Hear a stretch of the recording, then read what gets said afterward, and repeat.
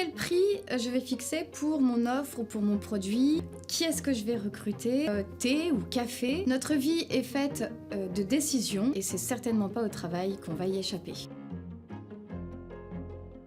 Il y a deux types de décisions, les décisions ordinaires et les décisions extraordinaires. Le philosophe Francesco Varela, qui est aussi neuroscientifique, montre à quel point la plupart de nos décisions quotidiennes sont inconscientes. Nous les avons déjà préalablement traitées et donc quand nous nous levons le matin, justement, nous savons si nous allons prendre du café ou du thé, nous savons grosso modo comment nous allons nous habiller, nous savons comment nous allons nous rendre à notre travail. La délibération, c'est ce qui va être nécessité par les décisions extraordinaires, les décisions d'ordre stratégique, celles qui vont demander, comme dirait Aristote, que nous fassions un choix entre différents moyens pour atteindre notre fin. En entreprise, les décisions ordinaires sont en fait gérées par les process, les procédures et les tâches attribuées.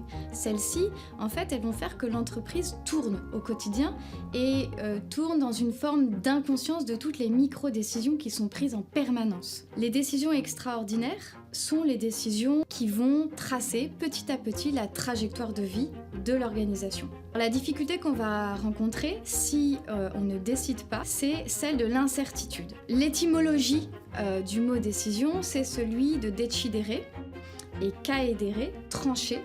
Et donc la décision, elle va venir trancher cette incertitude. C'est au niveau micro un impact sur les pratiques professionnelles, au niveau méso un impact sur l'organisation, la gestion du travail, la stratégie de l'entreprise ou de l'organisation. Au niveau macro, un impact sur la place de l'organisation dans la société par rapport à tous ces enjeux contemporains qu'on a cités.